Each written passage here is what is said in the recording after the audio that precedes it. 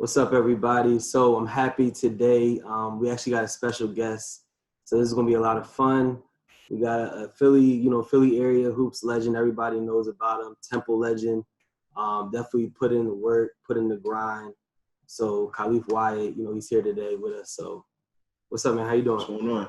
What's going on? What's going on? Thanks for having me, fellas. No No problem. doubt. Appreciate you for, letting us have this interview and whatnot. Definitely our first guest. Yeah. So that's Okay, a good okay. thing. Definitely the first guest. So I'm looking forward to it. But I'm gonna just jump right into it, because like I said in the intro, Philly area, hoops legend. Everybody knows you. Went to Norristown and things like that. My biggest thing is always, how did the Philly area prep you for Temple, prep you for the AAU circuit, prep you for, playing overseas? How did that Philly area just prep you in general? Definitely. Well, like you mentioned, I went to Norristown High School. I'm from Norristown, Pennsylvania. That's in the county, about 20 minutes outside of Philadelphia. Uh, but yeah, man, super competitive area, the whole area in basketball. It's not really a lot of places in our area is more football, but I would say Philadelphia is a basketball city. All around Pennsylvania, it could be considered football areas, but Philadelphia area is definitely considered a basketball area. So just super competitive, just like any other inner city community where everybody's playing basketball, all your friends play basketball. Uh, so it's just super competitive, and I mean, it creates a certain toughness that you have to even to excel, to be able to excel. That's facts. That's Yes, facts. sir. Yeah. I mean, just traveling up and down the East Coast, you definitely see the different styles of how everyone plays and their, their grit and stuff like It's that. definitely a difference between you could look at Philly, New York, Jersey. I think everyone plays different. Yeah, Here for it's sure. definitely gritty. Yeah.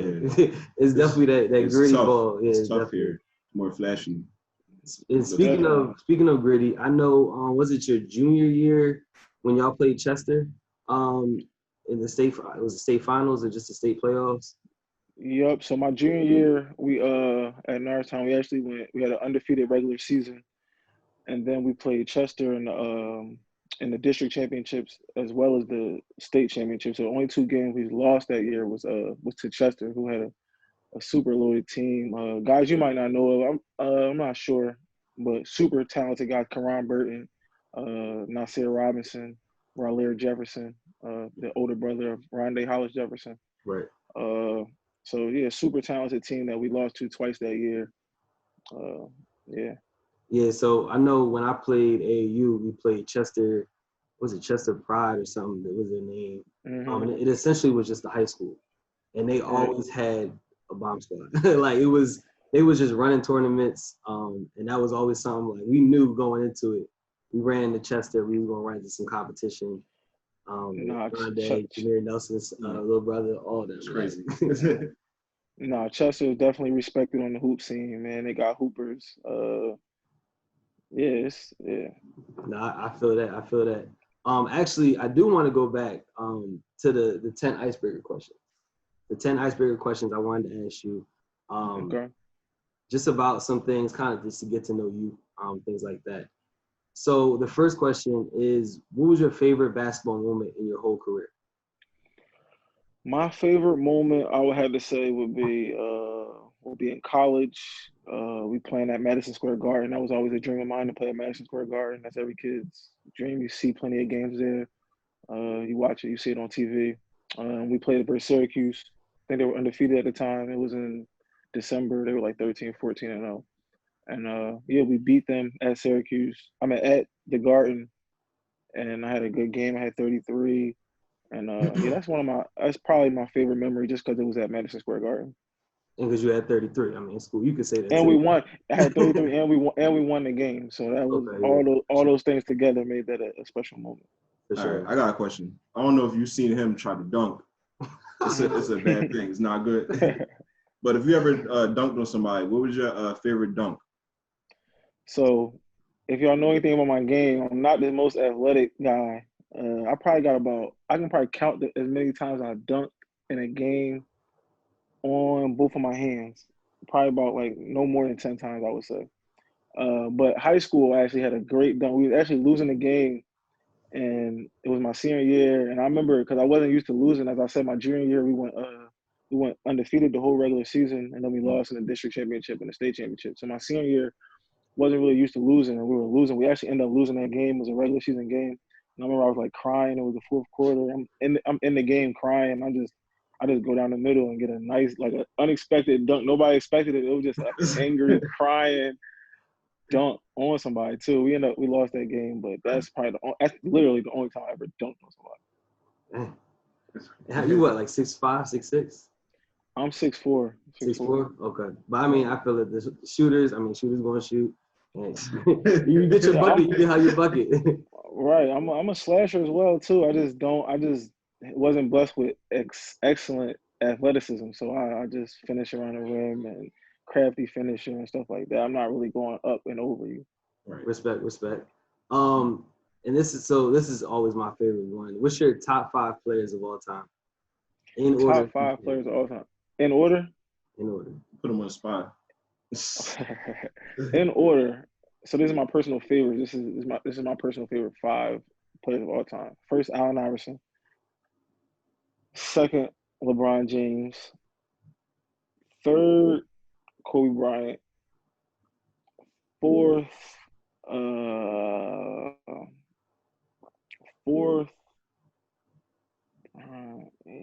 Kobe. Fourth, and this is NBA guys. You could be Brian biased. AI, right? Brian AI, Kobe, all time. Who do I like? Who do I really like? I'm putting up with Shaq in there. I was a Shaq fan. He was dominant and I like watching Shaq. So I'm gonna put Shaq in there, and I'm gonna put 5th all-time favorite player. See it on I'm gonna go with I just watched this yesterday, so I'm gonna go with him. I'm gonna go with Tracy McGrady. Okay. I'm gonna go with Tracy McGrady. I wasn't expecting that one. I thought she was going to go. Just because it was more of my. See, it's funny. I just yesterday I was on YouTube and I watched Rookie Brian versus Prime T-Mac. Oh. It had the highlights on there, and I was watching it for Brian. Like I want to see what 18-year-old Brian was like. But T-Mac was different. Crazy. T-Mac was crazy. I actually text my friends in the group chat like, yo, T-Mac was different. I put him over D-Wade and everything. I'm like, yo, I don't know he better than D-Wade. I'm like, I just saw that. I'm like, yeah, that was crazy. Yeah, so if you never got hurt. I'm put T-Mac in there. That's a good one. Definitely. Yeah. All right. So y'all grow old when you get grandkids and all that. What's your favorite game? What game would you tell them about? What game would I tell them about? I'm gonna tell them. So I'm gonna tell them this actually. So I did have a stint with the Sixers. I was on training camp. I went through the entire training camp. I went through the whole preseason. Played like 8 preseason games, I think it was. During that time, y'all know how the NBA teams they go to some of the NBA teams. They go to Europe for the preseason, like some of them. So the Sixers was one of the teams that year that went to Europe. So we went to Manchester, England, and we went to Bilbao, Spain. And one of the games we played was versus OKC. And Westbrook didn't play that game, but KD played. And I remember I checked in, and KD ended up on me, and he went underneath a screen, and I shot a 3. And I made it, and I was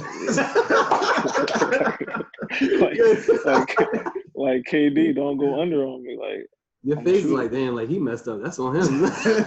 Yeah, like he probably was like, who the fuck is this nigga? Like I don't know if I'm cursing. Like he probably like, who is this? And he just went under the screen. I shot it like, wow, he went under the screen. Like, he just very disrespectful. That's exactly how you gotta tell your grandkids. Like the exact way you just did it. That's exactly how you gotta tell them. You can add a little few details and whatnot, you know what I'm saying? But that's the last time he went under the screen, though. Right. Yeah. Right. All right. So you just spoke about KD. So I mean, the answer could be KD. But who's the best player you ever played against? It doesn't even have to be an NBA player, to be honest with you. Right. Best player I ever played against. I always say this person, and he must really be on my he must have really scarred my memory. Uh, But Chaz Williams, man, he's a New York guy. He went to UMass, and I don't know why though. He was super tough, and we always struggled playing against him. And mind you, I'm a bigger guard, 6'4". He's just a smaller 5'8", 5'9", super fast, tough finisher, can make shots. I always say him, so he must have really stuck out. Whatever he did to us at Temple, must have really stuck in my mind because he always comes to mind when I think of toughest guys I played against. Okay, respect. that's crazy. Mm-hmm. All right, I'm gonna ask you a fun question. Would you rather get dunked on or crossed over? Would I rather get dunked on or crossed over? I feel like if I have to choose, I'm guessing I have to choose. Yeah. I'd rather get crossed over, because usually if you're getting crossed over, that means you're playing hard on defense. You're like, all right, I'm here. Oh, and I just get hit. He just hit me with a move. He got me. But I got crossed over. But you get dunked on, it's just like you're in the wrong spot at the wrong time. You're trying to block a shot that you got no business trying to block, and you just get posterized. So yeah, I'd rather get crossed because it's like I'm trying to keep this guy in front of me, and he hit me with a good move, and I got crossed. It is what it is. I feel that. So now here's another question I got is, would you rather be a part of, if you could only choose one, the AAU circuit or like the high school basketball circuit? I always tell people this, man. AAU was the best time I ever had in my life. It was fun. Not that high school was fun too. Well, that's tough because I'm gonna give two different answers for two different reasons, right? I'll pick high school because the guys that you're playing with, like I'm from Norristown, so I'm with a whole bunch of Norristown guys. So you get to build that type of camaraderie where these are your friends off the court. These is guys that you spend the night over their house, you know their parents know you, and then you get the chance to go around and compete with those guys. So that's what made high school special to me. But AAU for me was fun because we got to travel all around the world and we got to play against the best from all the different areas. So I would pick AAU if I had to pick one, just because we were traveling more and we were staying in hotels and stuff like that, and traveling as kids, hella jokes, hella laughs, Yeah, definitely. and then just playing basketball. Like that was fun. That was the funnest time for me for sure. That's lit. That's lit. All right, now you're in a pickup game. You gotta pick a starting five. You in the middle. Who you building I gotta around? pick a starting five. I'm putting Bron at the point. I'm playing the two. We're gonna go with KD at the three. Hey. We're gonna go with stretch four. We might go with Dirk. We're gonna go with Dirk at the four, prime Dirk. That's different. We're gonna go with a prime Dirk at 4, and then we're gonna go athletic big that wanna set screens and get offensive rebounds. We gonna go with Prime Dwight? who you say? Prime Dwight? Blake Griffin? No, Dwight Howard. Oh, Dwight. Oh, I like Dwight. Prime Dwight. No, we gonna go prime. We're gonna go prime KG. We're just gonna go KG. We're gonna go KG at the 5 because he's gonna play D. He's gonna anchor us on defense. Dirk and KG. Yeah, that's my 4 and 5 with KD, Brian, and me at the 2. Okay. We tough. I feel like I already know the answer to this one. But I gotta ask LeBron or Jordan. It's Brian. It's crazy because I changed this answer after I watched what was it, Last Dance? The Last Dance. Oh, The Last Dance. Yeah. Last Dance. So after watching that, I was in awe of Michael Jordan. I'm like, wow, this is crazy. I never got to see none of this. I saw it. I'm too young. I'm really too young to have witnessed Jordan and actually watch it. So seeing Save the Last Dance, what's it called? Save the Last Dance? The Last Dance. Save the Last Dance. That's a movie. Right. The Last Dance. Watching The Last Dance really helped me see how really different he really was. But I just gotta say Bron, just because that's who I watched from 18 to even before that. until now. He's still really, really good. So Yeah. like, yeah, Brian. And I'm cheering. Lakers are stacked right now. I'm cheering for Brian to get 6. That's not happening. But I feel you. I'm cheering for him. All right, last icebreaker question. What is that? Any games? Yeah, out of your career, are there any games that you want to have back? Yeah. So my senior year of college, we're in the NCAA tournament. Oh yeah, I was going to bring it up. I was waiting for this game. It's the second round game. We playing against Indiana, number 1 seed.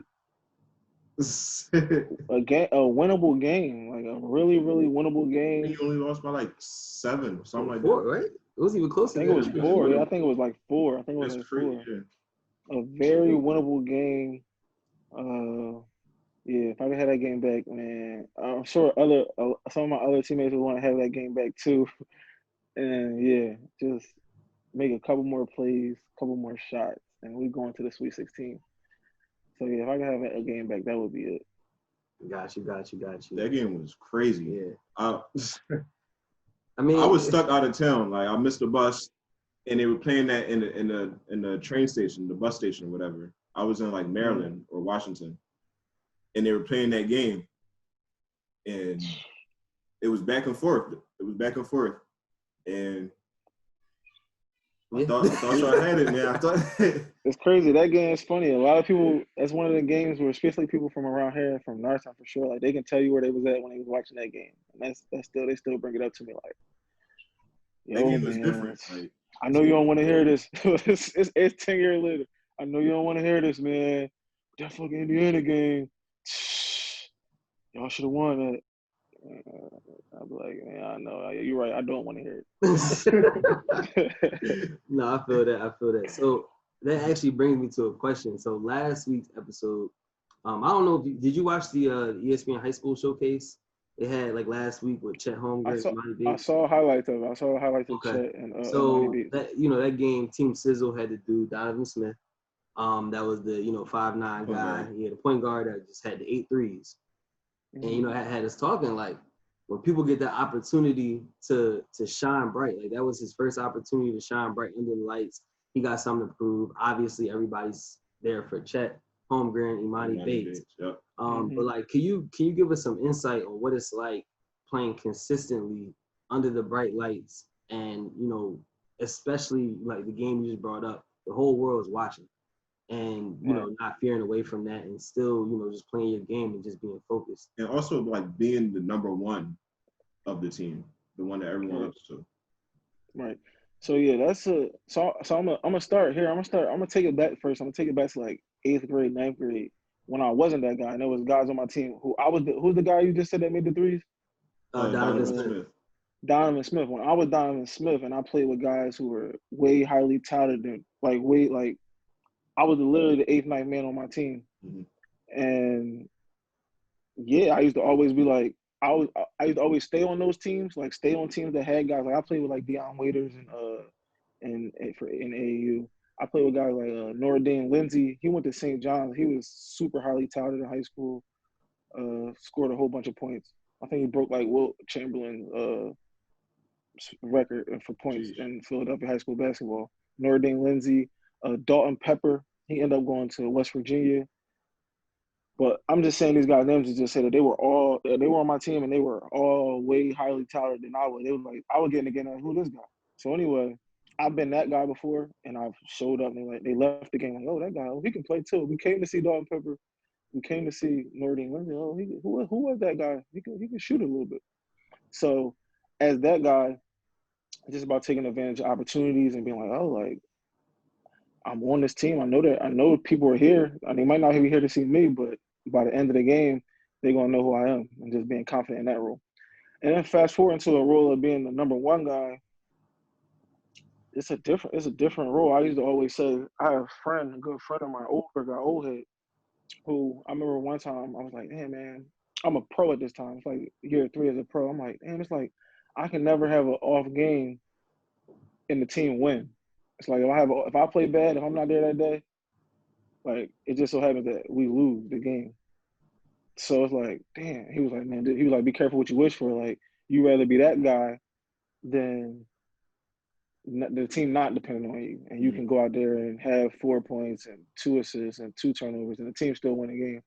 So it's different. It's just more. I don't want to say pressure because I don't like using that word in sports because it's really fun and it's like but it's just more attention. It's more you going through college. You're the number. Of course, on the other team's board, the first thing on there literally is stop Khalif Wyatt, limit his touches, make shots for him hard. So you know that going into the game. So you already get the other team's best defender. You get all the different attention. So it's just about it's just more pressure to perform and to make plays but it's something you as a basketball player, it's something you should want. You should want that responsibility to, the team needs me. The team needs me to go out here and get buckets and to make plays for us to win. So, yeah. All right. Well, I know you. So you mentioned the pro. It was a year, 3-year pros and stuff like that. Can you just like tell us and tell everybody about your career as a pro, what that has, where that has taken you from, how the end of Temple to now, essentially. Yep. So I left Temple in 2013. After that, Sixers invited me to come to Summer League. Excuse me. The Sixers invited me to come to Summer League. So I accepted their offer to come to Summer League. I go to Summer League. I get a really crazy opportunity. I wasn't probably even expected to play looking back at it. But so it was 2 guys ahead of me. It was Justin Holiday, who's in the NBA now, and Travis Leslie, who went to Georgia, super athletic guy. This is the year that Michael Carter Williams got drafted. Nerlens Noel got drafted. I think Nerlens Noel was hurt or whatever. Travis Leslie, first practice we get down there, we get to Orlando, he pulls his groin or something like that, pulls his hamstring, something like that. He's down. Justin Holiday is going to Drew Holiday is getting married. Justin Holiday goes to Drew Holiday's wedding for like the first 3 days of Summer League. Next thing you know, I'm starting. I'm like, oh, I'm starting in Summer League. So I'm playing alongside Michael Carter Williams. I end up, long story short, leading the Summer League team in scoring. Everyone like 15, led the Summer League team in scoring. They invited me I was supposed to go to Dallas. I was supposed to go to Vegas to play with Dallas in the Summer League, but the Sixers had offered me a partially guaranteed contract to come to camp with them. So I ended up not going to Vegas with Dallas and coming home and just working out with the Sixers and getting ready for training camp. Went through preseason with the Sixers. After the last preseason game, I got cut. 2 days after I got cut on October 27th. And November 1st, I was in China. I signed a contract to play in China October 31st. My first time ever leaving the city, first time ever leaving the area. I'm going all the way to China. I go to China, have a real good experience in China. Played against guys like Stephon Marbury, Sebastian Telfair, Delonte West was over there. Bobby Brown. A lot of guys were over there. Did that. Then the following year, I went to Israel. I was in Israel for like the next 4 or 5 years. I always speak highly of Israel. Israel is a really dope place. I had a great time there. Played some great basketball over there. And then I had got injured. I came back from injury. I went to the Philippines, played out there for a few months. And then this past season when Corona hit, I was in France. So, yeah. What's it like going like undrafted and finding all these different overseas teams to play for? So I went undrafted. The pre-draft process was actually one of the funner times I had with basketball as well, because I worked out for like 18, 19 different NBA teams. Were you expecting to get drafted? I wasn't really expecting to get drafted, honestly. But I did work out for 19 different teams. And yeah, so I wasn't really expecting to get drafted. In the back of my head, I was like, I don't know. First of all, the first red flag to me was I didn't get invited to and I thought I should have. I still don't know why I didn't, but I didn't get invited to the combine. I was in Chicago, so that was the first red flag. And I'm like, whoa! I thought I just killed college. Yeah, especially after that. Right, and I didn't get invited to the combine, so I'm like, okay, whatever. So I go work out for like 19 teams. I'm traveling. Reason why I said it's one of my funnest times is I was traveling from like all the different NBA cities and like staying there for 2 days and like I like traveling. I like getting on planes. I like stuff like that. So I was just traveling. They had drivers come pick you up from the airport and all that good stuff. So that was fun. So yeah, I didn't get drafted. And then I got invited to Sixers Summer League. I took advantage of the opportunity and they ended up getting on a training camp with them. After I got cut, that's really when my pro career started. I've been a lot of different places, playing at high levels, making a living. Find them or they find you? So I have an agent. You have agents. You have agents that really do that job for you as far as finding a job or finding the opportunities. They find you. They find you. They find you. I don't like to give a lot of credit to the agents and all that because if you can play, agent is an important job. Right. But for the most part, they're reaching out to the agent like, yo, your guy, we need him, and this is what we got for him. Okay. And you said, you played against Stephon Marbury, Delonte West, and those lights. When you go overseas, I guess, is it like it's just the exact same game, which or all all the black guys, y'all like look at each other like, yo, we over here in China, you know what I'm saying? We're gonna take over the league type of thing. But like how is that like right, so it depends where you're at. So in China, for example, in China you only get 2 Americans on each team. Right. So in China you get 2 Americans. So in China, you are expected, because you're only 2 of y'all, you are expected to like, yo, go get 35. Like you gotta be like Superman out there. Go get 35 and 12 and 8 rebounds and guard the other guy. And don't let him get 35, 12, and 8.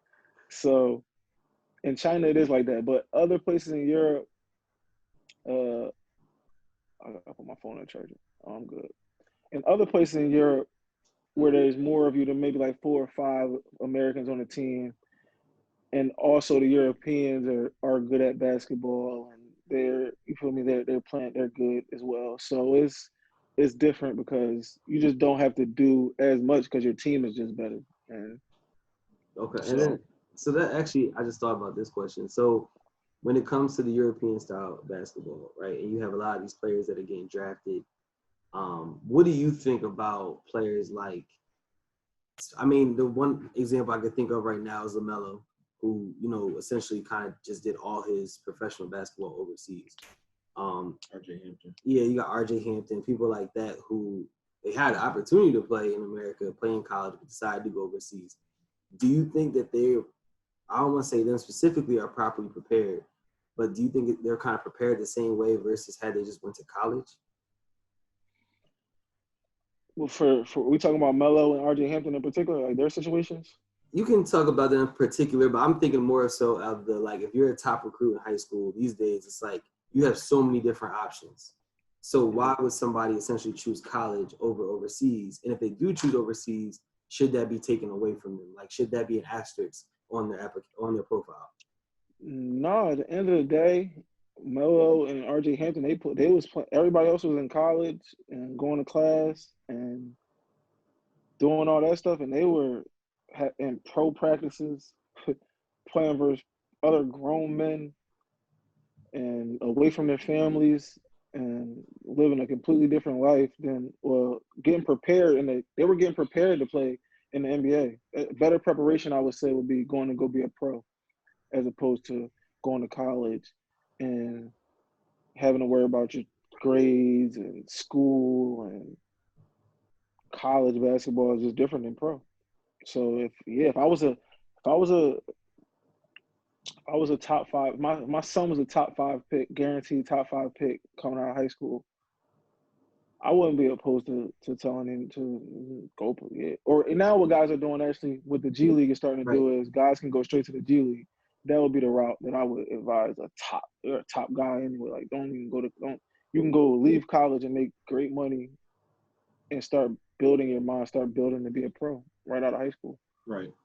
First, and I have to do this too. Shout to LeVar Ball and JBA because he put pressure on them to do how they doing now, how they got these guys they can go straight to the G League, and all that. He put pressure on it. He made them have to like, all right, There's a lot of credit that people are not giving him.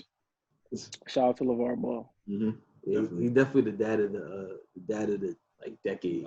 He got 3 sons, like two top 3 picks. Top 3 picks. Yeah, man, that's actually kind of crazy. Something that you haven't mentioned. He predicted. Yeah, he predicted that too. He said this was going to happen.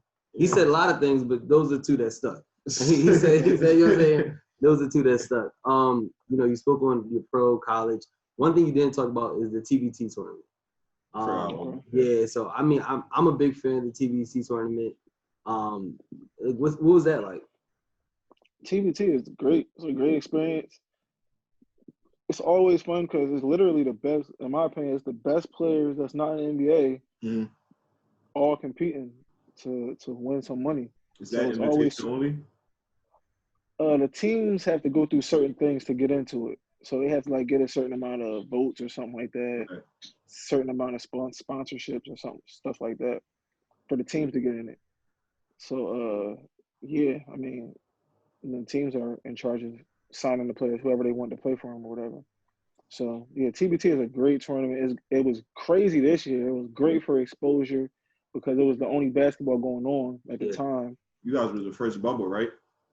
Yeah, it was the first bubble. Shout out to TBT. We got tested like every day. It was real professional how they went about it. They didn't just throw us out there and just like they really went about things the right way. I'm sure it was very similar to how the NBA was taking care of things in their bubble. Dope. And I know like just watching Team Brotherly Love, that was dope because it was like I was watching it, years ago. Philly didn't have teams. We have schools, a lot of the schools have their alumni teams. Right. I definitely think some of the schools can have a really good, like Villanova can have a really solid alumni team if they decided to put a team together. But I like the whole Team Brotherly Love aspect of it. But one thing I also wanted to hit on was the Elam ending. Are you a big fan of that? I like it. I like it just because the game's never over. You can be down 8. And then the Elam ending comes, and then it's just stopped. The clock stopped. So it's everything much more exciting. Right. The game's not over. We got to score. We got to win by 6. We got to win this by 16 now. We down 8. We got to win this by 16. That's much better than the clock running down. Yeah. And they holding the ball, and now we still down 8 with 35 seconds to go, and the game's over. So Elam ended a real chance to come back. Yeah. And so you're never out of the game. That's why I like it. And every game ends on a game winner. That's exactly what I say. Every game has a game winner, so it's fun. Like it's just fun to watch. It turns a real game to a playground game. Yeah, that's really what it is. That's really the ending. What it is. The ending, yeah. That's dope. Fun. Yeah. Fun. So I know I was talking to Dua earlier, and he was like, "Yo, I got a question that you gotta ask." So what do you think about? I think as of late, Philly hasn't produced the same amount of hoopers that I will say we were producing 10 years ago, or less, maybe a little bit less than that. As of right now, I mean, you got Jalen Duran. He's over at Montverde Academy. Just was balling at Roman. Yeah, he's a dog, and you got other dogs, but it's not as big. I feel like the last person that was quality is going down. I don't think the quality's going down as much as it's just like we're not getting to the next level as much. We're not getting exposed as much. The last person I can really think of is Rashid Jordan. And then he ended up going to St. John's. And if I'm not mistaken, he ended up getting himself in trouble with the law. And there's a couple people around. Rondé Hollis Jefferson, Kid Gilchrist. I'm talking about, when I say Philly, I'm Derrick talking about Jones. Yeah, and I think they're they're in the same age. Yeah, they're around the same age as Rashid Jordan. Yeah. Yeah, so it's like I think. Do you see any like difference as far as from like when you play to like around now? I'm trying to think. Because like when you played, you had Newman to worry about. You had the whole Catholic League for real. They all had players that was going to the next level. Right. And now it's just Philly basketball is not as exciting. Jersey's still up there, New York's still up there. But it seems like Philly has taken a kind of a hit. Right. I definitely, just to go a quick rewind to me being in 8th grade, the guys who I was watching high school basketball, like Gerald Henderson's and Wayne Ellington's and Tyreek Evans and Scoot Jardine. And as you were saying, like Rick Jackson, Reggie Redding, all these guys, like it was super loaded. It was super. Everybody was going to Division I. Like it was multiple McDonald's All-Americans and stuff teams, like that. not players. Right. So now looking at what's going on now, I mean, it's definitely still talent. There's always going to be talent in Philly. Definitely still talent. But as far as like, well, Jalen Durant is probably the number one player in his class. So that's big time for the city, even though he left Roman and went down Florida. But yeah, about what's going on now, I don't know, man. I don't know. I know there's still talent. I don't know, man. I don't know, guys. It's almost like everybody, was going. Imhotep was obviously really high once they started getting the ball rolling. But as of lately, it's just a different. Because even like, so we graduated in 2012. That's when we graduated high school. So when we graduated, you had Constitution, math, civics, and sciences. And then you had, the Catholic schools. You had the Rashid Jordan from Vaux and things like that. Constitution, they're not putting up the same. I mean, they had a whole bomb squad over there. They had like 4 players go D1. But it's just not the same. And I think like, Jalen was great for the city. But part of the conversation was that, he moved down to Florida because it was like, I need to go get some competition for real. You got a dude over in Camden who's, I think, the number 1. DJ Wagner. Yeah, DJ Wagner. I think he's number 1 in the class. But, he's in Jersey. Jersey doesn't really play Philly as often when it comes to the public schools. So I'm just always curious when it comes to the high school basketball, especially how, like you said, it was just so star-packed back in the day when you had Newman Goretti, you had Roman, and you had different public schools, grads putting up crazy numbers. You had these dudes, the schools were running everybody. And now it's just kind of, it's always going to be talent, always. It's not going nowhere. But it's just hard getting the exposure for Philly. Yeah, it's just different. Just different. I guess another part that probably plays into it, sneaker contracts and stuff. Like I don't know. Like I know Roman's a Nike team. I don't know like who's on those big circuits where like they're playing on ESPN and they're traveling to go play here. I know Newman and Roman are, but I just don't. I don't know. I can't. It's not coming to me right now. I know Philly has talent. I know our grassroots at the grassroots level of Philly is really spread out, and it's not like, I don't know if that's how it's supposed to be. I don't know. It's not like a super Philly team where all the best players in Philly are going around to go play against like 8 different teams and stuff like that. So I don't know. Guys just gotta stay in the gym. We definitely got plenty of players that's in college right now playing at high levels. Just stay in the gym. That's all. Okay, cool. It's the best thing to do. Yeah, that really is the best thing to do. I do have. You got any more questions? Nah, I don't. Yeah, I got one question. This is just a debate I'm always having with people. In your unbiased opinion, you can say Philly. What is you think the number 1 city that produces the best hoopers? Unbiased opinion. I'm gonna say Philly. I'm just gonna say Philly. Yeah. I mean, shout out to Kyle Lowry. He won a chip last year. Yeah. He Morris twins. You know what I'm saying?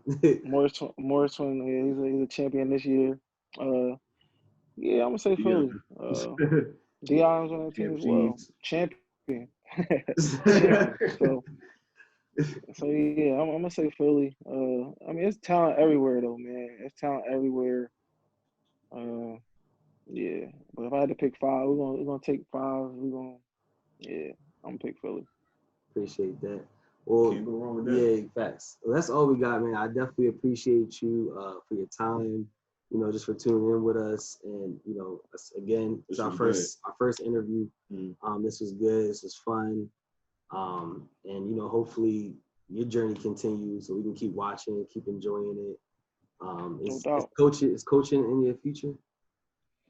I don't know, man. I don't know. Something around the game of basketball, you know. Something around the game of basketball. Something where I'm giving back to the youth, and I'm giving my knowledge. I like to think I have a really great basketball mind, and that's definitely my passion is basketball. So I'm not sure if it's coaching, but it'll be something around the game for sure.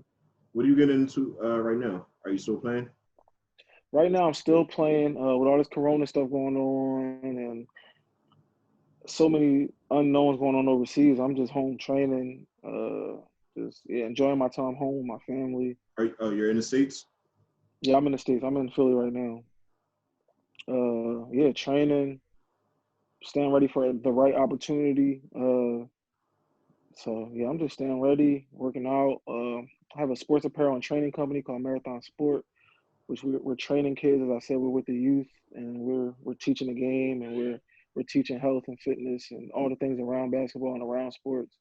So I'm having fun with that, and yeah, other than that, I'm just chilling, staying Corona free.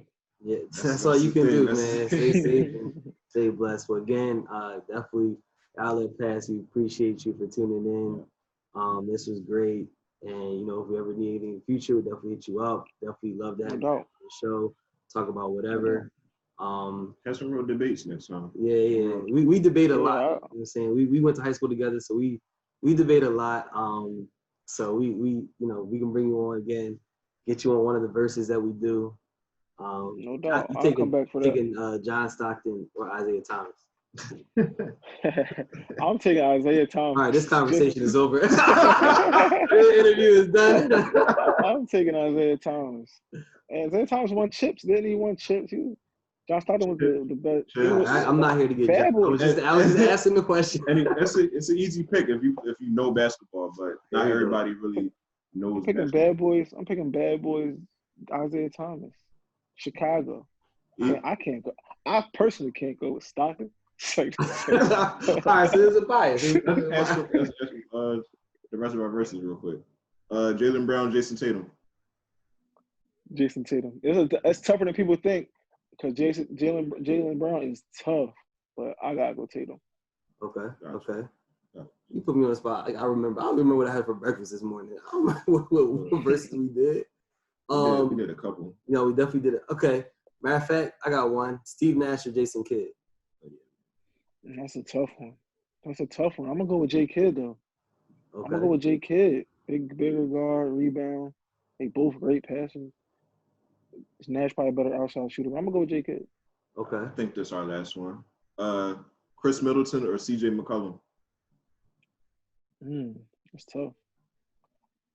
I'm a personal fan of CJ McCollum, so I'm gonna have to say CJ McCollum. Just Chris Middleton tough, good mid range. But CJ McCollum just got a bag that not many people have. ISO game. Crazy. So it was 2 and 2. All right, so we got one to break it. Prime AI versus Prime D Wade, 1-on-1. 1-on-1. They playing 1-on-1, not comparing careers, just 1-on-1 game basketball. Allen Iverson. That's a bad one, man. Allen Iverson. I don't think anybody's sticking AI 1-on-1. Yeah. Nah, only way I'm picking somebody with AI is if they 6'8", 245. Still not. So LeBron. Yeah. I'm gonna take LeBron. I ain't going ahead. I'm gonna take LeBron. Understandable. No, I understand that. Well, again, man, I appreciate it. Definitely, like I said, we appreciate you. No doubt, man. Being in with us, man. No doubt. Thank y'all for having me. All right, man. All right.